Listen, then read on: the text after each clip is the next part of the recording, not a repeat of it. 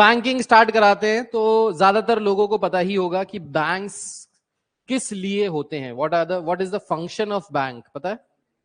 Right, so banks are there in a country, जो country की economy को run करते हैं बेसिकली, ठीक? कोई भी कंट्री की इकोनॉमी कब डूबती है? जब उसके बैंक्स डूब जाते हैं। जैसे भी आपने देखा होगा यूएस में एक बहुत बड़ा बैंक था, वो डूब गया। उसके बाद रिसेशन जैसे कॉल्स आने लगे कि may be US will come under recession, क्योंकि वहां का बड़ा बैंक डूब गया। पिछली बार जब यूएस में रिसेशन आया था तो बहुत सारे बैंक्स के ही डूब गए थे, जिसकी वजह से रिसेशन आ गया था। तो banking is very much related with the economy of a country. Now the functions of bank is basically to deposit money, जो हम मनी जाके वहां पे खाते में डालते हैं, savings account, current account, recurring account, they have different types of accounts, fixed deposits, right? तो हम बैंक में अपना पैसा जमा कराते हैं। क्यों जमा कराते हैं? क्योंकि वो सिक्योर होता है। मान लीजिए निपुण के यहाँ 1 करोड़ रुपए है, 1 करोड़ उन्होंने घर पे रखा हुआ है, ठीक? इन्होंने धीरे से भाई को बता दिया, अपने दोस्त को, कि भाई मेरे घर में 1 करोड़ रुपए रखा हुआ है। जैसे ही भाई ने दोस्त को बताया, भाई के दोस्त जो था उसके कान खड़े हो जाएंगे, कहेगा अगले दिन चलते हैं निपुण की पार्टी वार्टी पे, और उसके 1 करोड़ रुपए गायब कर देते हैं, राइट? तो घर में चोरी होने के चांसेस ज्यादा होते हैं, because security is not there, उतने सिक्योरिटी नहीं होता, सेफ नहीं होता। सो ज्यादातर लोग अपना पैसा कहाँ जमा कराते हैं? बैंक में जमा कराते हैं। बैंक में जमा कराने से एक और चीज होती है कि जब आप पैसा बैंक में जमा कराते हो तो वो आपका 1 नंबर का पैसा हो जाता है। 1 नंबर का मतलब, टर्म यूज करते हैं 1 नंबर और 2 number, black money and white money, ठीक?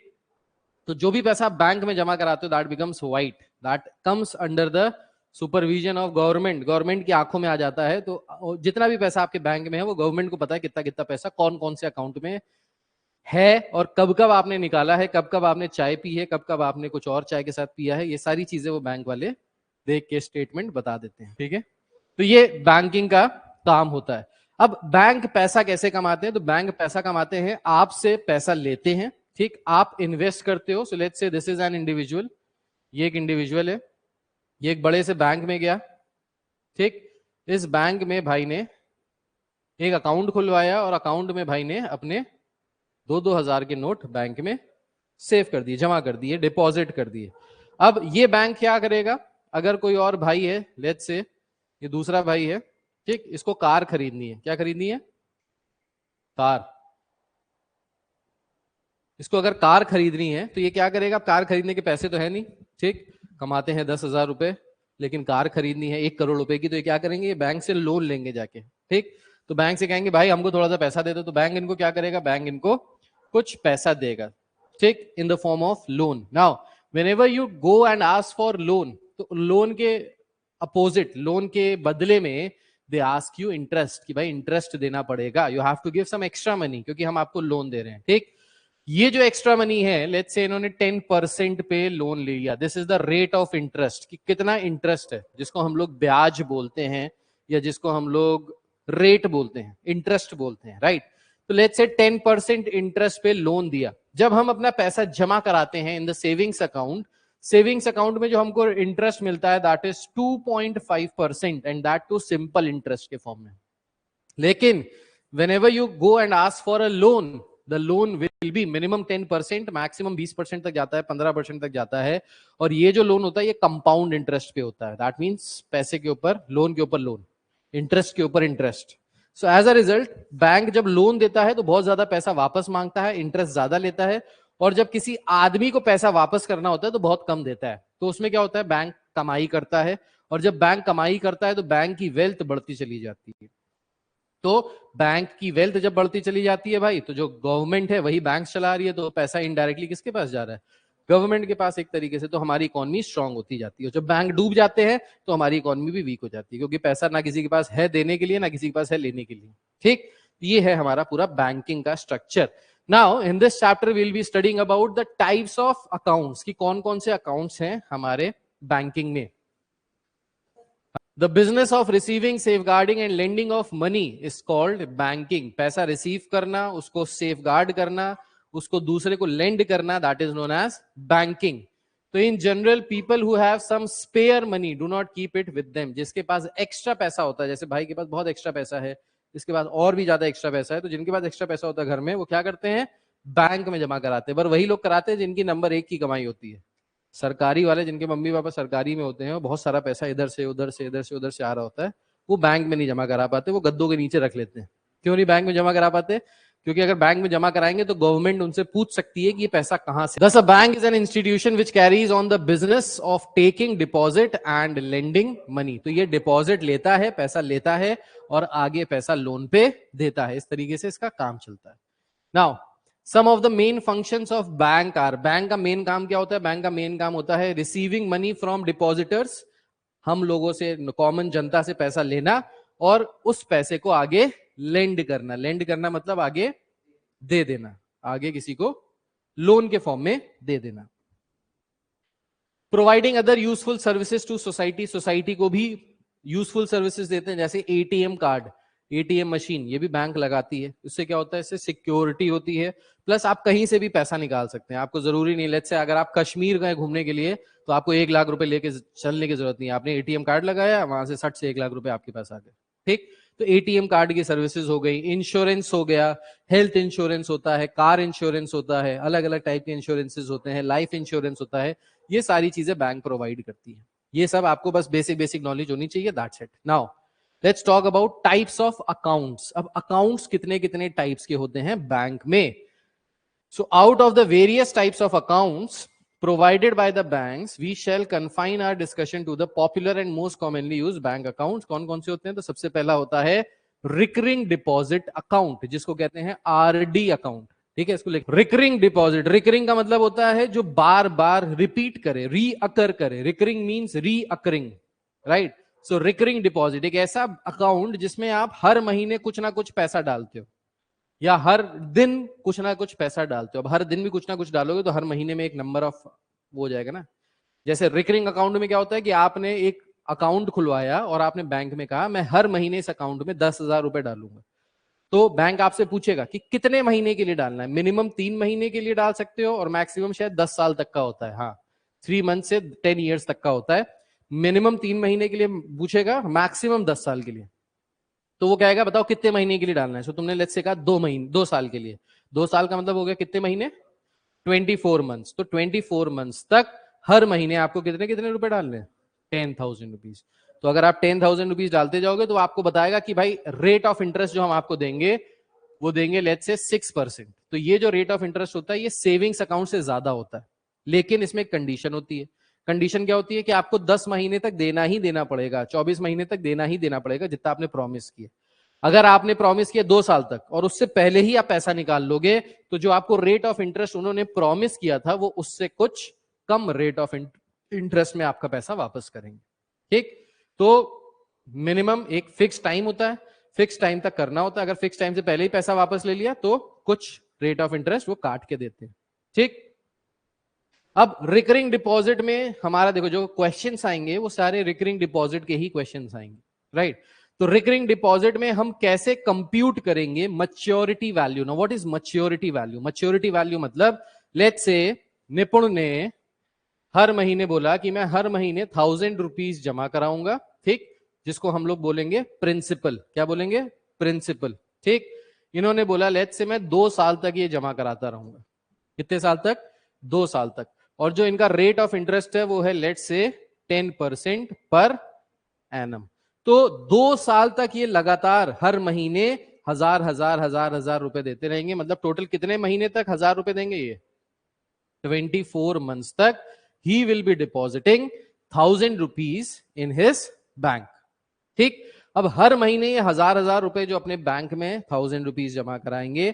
सो 24 महीने बाद, 24 मंथ तक तो जमा होंगे, 24 मंथ के बाद जो इनको पूरा पैसा वापस मिलेगा that is known as the maturity value. उसे क्या कहते हैं? Maturity value. So maturity value is the value of the amount that you get after depositing all of your money, जितना आपने प्रॉमिस किया था। ठीक, तो उसके बाद जो पैसा मिलता है that is known as the maturity value. जो ये मैच्योरिटी वैल्यू होती है MV, this comprises of 2 things. पहला प्रिंसिपल, प्रिंसिपल का मतलब है जितना पैसा आपने जमा किया है, जितना पैसा जमा किया प्लस द इंटरेस्ट, और इसके ऊपर इंटरेस्ट। ठीक. So the maturity value is divided into two parts, principal and the interest. अब प्रिंसिपल कैसे निकालते हैं? सो भाई ने 1000 रुपीज जमा किए, कितने महीने तक? 24 मंथ्स तक. अगर एक महीने में 1000 जमा किए तो 2 महीने में कितने जमा किए? 2000. 3 मंथ्स में 3000, 4 मंथ्स में 4000, 24 मंथ्स में 24,000. सो ये जो प्रिंसिपल होता है ये किसके बराबर होता है? P इंटू एन के. और n यहां पे क्या है? n यहां पे होता है नंबर ऑफ मंथ्स. क्या होता है? Number of months. ठीक. So the principal is calculated by multiplying the amount you are depositing per month into the number of months. तो अगर इन्होंने 24 महीने तक 1000 रुपए जमा कराए हैं तो इनका प्रिंसिपल कितना हो गया? 24,000 रुपए, 24,000 रुपीज. राइट. नाउ अब इन्होंने अगर 24,000 रुपीज जमा कराए हैं, ठीक, तो क्या आप ये चाहोगे कि बैंक मुझे 24,000 ही वापस कर दे? नहीं, तुम चाहोगे कि ज्यादा वापस करे. लालची होता है आदमी. ठीक, आदमी लालची होता है. तुमको भी लालच है. तुमको क्या लालच है? कि ज्यादा देगा तभी जमा कराऊंगा. और तुम तभी जमा कराओगे जब तुम्हें ज्यादा मिलेगा, वरना क्यों कराओगे? वरना अपने पॉकेट में रखे रहोगे. ठीक, तुम्हारी बीबी मार देगी वो बात अलग है, पर तुम कोशिश तो यही करोगे कि तुम पॉकेट में रखे रहो. राइट. सो जो प्रिंसिपल है that is calculated by multiplying the amount you invest per month with the number of months plus interest. अब आ जाते हैं इंटरेस्ट पे. तो सबसे ज्यादा इंटरेस्ट होता है इंटरेस्ट में. सबसे ज्यादा इंटरेस्ट किसमें होता है? इंटरेस्ट में. कि जो एक्स्ट्रा मनी मिलेगा उसमें सबसे ज्यादा इंटरेस्ट है. कि भाई वो कैसे कैलकुलेट करेंगे? सो इंटरेस्ट कैलकुलेट करने का there is a formula. What is the formula? Formula is P into n plus 1 divided by 2 into 12 into r by 100. This is the formula for calculating interest. तो interest calculate करने के लिए this is the formula. P जो पैसा आप हर महीने जमा करा रहे हो, n number of months into r is the rate of interest divided by 2 into 12 upon 100. ये फॉर्मूला है किसका? इंटरेस्ट का. तो ये फॉर्मूला लिख लीजिए इंटरेस्ट का, ये फॉर्मूला लिख लीजिए प्रिंसिपल का. तो प्रिंसिपल प्लस इंटरेस्ट किसके बराबर होता है? मैच्योरिटी वैल्यू के बराबर. क्लियर है? बस एक ही. 24 क्यों नहीं लिख दिया बेटा? 24 इसलिए नहीं लिख दिया क्योंकि ये जो फॉर्मूला है ये इसी तरीके से बन के आता है. आप 24 भी लिख दोगे कोई दिक्कत नहीं. 2 इंटू 12 24 ही होता है. ठीक है. रॉ फॉर्म में लिखा है, प्रोसेस्ड फॉर्म में नहीं लिखा है. ठीक है. क्लियर है? बस ये एक फॉर्मूला है, इस फॉर्मूले में पूरा चैप्टर खत्म है. बस एक ही फॉर्मूला है, इस पूरे फॉर्मूले में पूरा चैप्टर खत्म है. चिंटू चैप्टर है, आसानी से नंबर इसमें मिलेंगे हंसी मजाक के साथ. ठीक. क्वेश्चन देखते हैं, क्वेश्चन से आपको समझ में आएगा कैसे करना है. देखिए पहला क्वेश्चन दिया है. So first question says Kiran deposited rupees 200 per month for 36 months in a bank's recurring deposit account. किरण ने 200 रुपए पर महीने कितने महीनों के लिए? 36 मंथ्स के लिए बैंक के एक आरडी में जमा कराए. If the bank pays an interest of 11% per annum, find the amount she gets on maturity. So basically we have to find the maturity value. MV निकालना है. अब मैच्योरिटी वैल्यू निकालने से पहले इधर देख लो, पहले करना कैसे है एक बार देख लीजिए सब लोग, फिर कर लीजिएगा. कर लोगे, आसान क्वेश्चन है आई नो. करना कैसे? सबसे पहले what you have to do is, सबसे पहले you have to write whatever is given in the question. जो जो क्वेश्चन में दिया है सबसे पहले वो लिख लो, क्योंकि अगर वो लिख लोगे तो बस आपकी आधी जंग जीत ली आपने. सबसे पहले क्वेश्चन में क्या दिया है? सबसे पहले दिया है प्रिंसिपल अमाउंट. प्रिंसिपल कितना है भाई? ₹200. टाइम कितना है सर? या टाइम को हम एन से डिनोट करते हैं. एन कितना है? मंथ्स कितने हैं? 36 मंथ्स. रेट ऑफ इंटरेस्ट कितना है? 11%. और कुछ दिया है? और कुछ नहीं दिया है. बस हमको यही चाहिए था, और कुछ चाहिए भी नहीं था. तो सबसे पहले हम लोग क्या निकाल लेते हैं? प्रिंसिपल. तो प्रिंसिपल क्या हो जाएगा? P into n. P into n करेंगे तो प्रिंसिपल आ जाएगा. तो प्रिंसिपल कितना हो गया भाई? 200 इंटू 36. तो कितना आ जाएगा? 7200. तो 7200 आ गया. ये 7200 तो इन्होंने जमा कराए, किरण जी ने 36 मंथ्स तक जमा कराए, तो ये तो इनको मिलेंगे ही मिलेंगे. इसके साथ साथ इनको और क्या मिलेगा? इंटरेस्ट. तो अब इसके बाद लेट्स कैलकुलेट द इंटरेस्ट. तो इंटरेस्ट कितना हो जाएगा? सो इंटरेस्ट का फॉर्मूला है P into n plus 1 upon 2 into 12 into R by 100. ठीक. P की वैल्यू रख देते हैं sir 200 into n. n is how much? 36 into 37 divided by 2 into 12 into 11 by 100. इसको सॉल्व कर लेते हैं. सो 2 0 से 2 0 कट गए, 2 से ये 2 कट गया, बहुत अच्छी बात है। 12 से ये कट गया कितने टाइम्स? 3 टाइम्स। तो ये हो गया 33 इंटू 37। सो 37 को 33 से मल्टीप्लाई कर लेंगे। 7 3 21, 3 3 9 2 11, फिर 1 1 1 1 2 2 1, सो इज इक्वल टू 1 2 2 1 1 2 1 नहीं 1 2 2 1, ठीक है।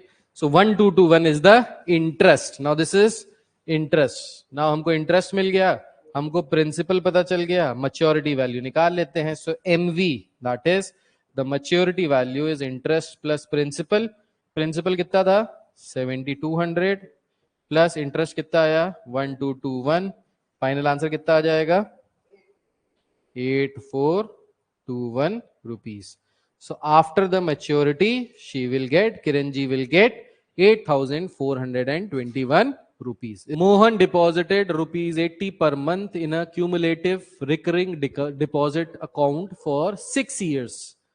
Find the amount payable to him on maturity if the rate of interest is 6% per annum. So this is the same question. So सबसे पहले प्रिंसिपल निकाल लेते हैं। प्रिंसिपल किसके बराबर होता है? 80 इंटू नंबर ऑफ मंथ्स। तो यहाँ पे ईयर दिया है 6 years is equals to 72 months. तो 72 मंथ्स को 80 से मल्टीप्लाई कर देंगे। 8 2 16, 8 7 56, तो 5760। ये तो आ जाएगा सबसे पहले प्रिंसिपल, ठीक। प्रिंसिपल आने के बाद वील कैलकुलेट द इंटरेस्ट। तो इंटरेस्ट के लिए फॉर्मूला लगा देंगे 80 into 72 into 73 upon 2 into 12 into 6 upon 100।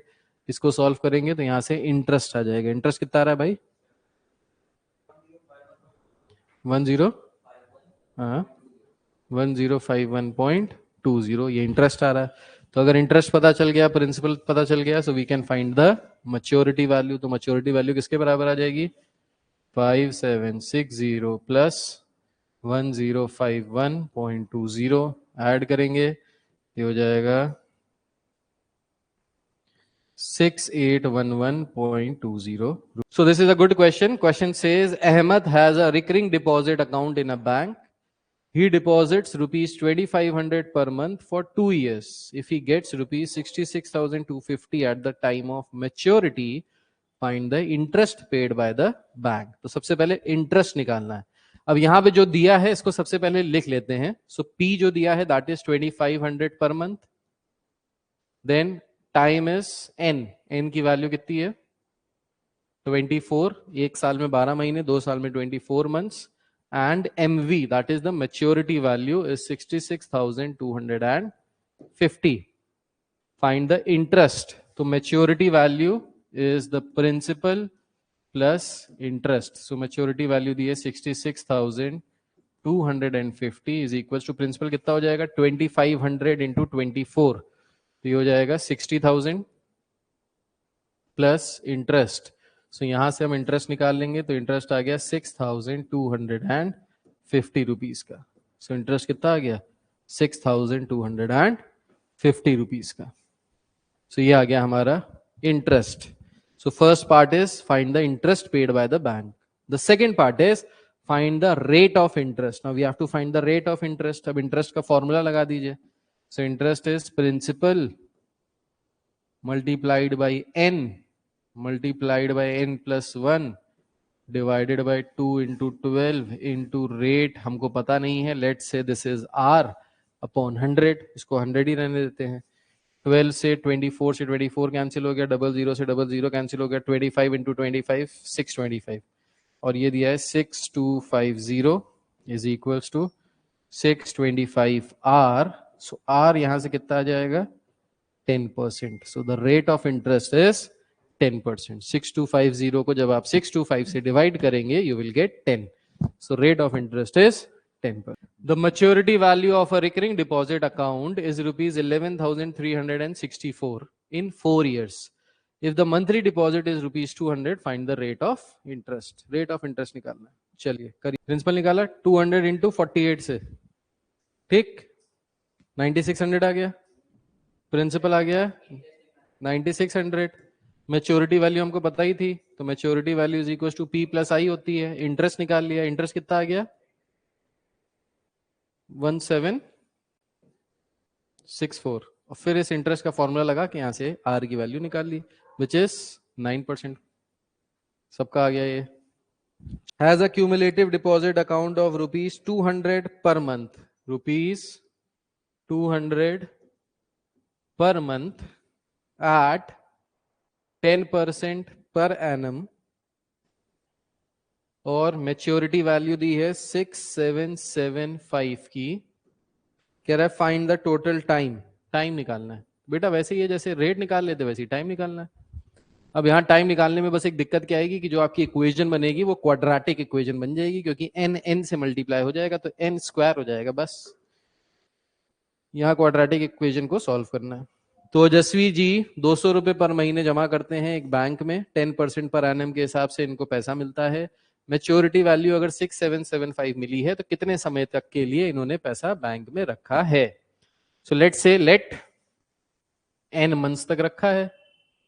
अगर ये n मंथ्स तक रखा है तो मैच्योरिटी वैल्यू किसके बराबर होती है? मैच्योरिटी वैल्यू बराबर होती है p into n plus p into n into n plus 1 upon 2 into 12 into r by 100। तो सारा फॉर्मूला रख दीजिए, आंसर आ जाएगा। मैच्योरिटी वैल्यू किसके बराबर है? This is equal to 6775 is equal to principal कितना दिया है 200। कितने मंथ्स के लिए पता नहीं तो इसको n लेने देते हैं, plus 200 into n into n plus 1 divided by 12 into 2 into r. R की भी तो वैल्यू दी है। आर की वैल्यू कितनी दी है? 10% पर एनम, 10 अपॉन 100। तो एक जीरो से एक जीरो उड़ाया, एक जीरो से एक जीरो यहां उड़ा दिया, ठीक है। फिर 4 से उड़ाया, 4 3 टाइम्स, 4 5 टाइम्स, ठीक है। और कुछ उड़ा सकते हैं? और कुछ उड़ाने को बचा ही नहीं हमारे पास, कोई बात नहीं भाई। अब इसको मल्टीप्लाई कर लीजिए तो ये हो गया 6775 is equals to 200n plus 5n square plus 5n divided by 2। ये बचा है। अब इस 2 को इधर एलसीएम ले लीजिए तो ये हो जाएगा 6775 is equals to 400n plus 5n square plus 5n total divided by 2। अब इस 2 को इधर ले जाइए, मल्टीप्लाई कर दीजिए तो 2 मल्टीप्लाई हो जाएगा तो ये हो जाएगा 5 2 10, 7 2 14, 7 2 14, 4 6 2 12, 13450 is equals to 5n square plus 5n plus 400n। 400n plus 5n को ऐड कर लीजिए तो 405n हो जाएगा। 405n से हो गया 5n square plus 405n minus 13450 is equals to 0। अब ये क्या बन गई? Quadratic equation. क्वाड्रेटिक इक्वेशन हम लोग पूरा चैप्टर कर चुके हैं। इस क्वाड्रेटिक इक्वेशन को you have to solve and you have to find the value of n।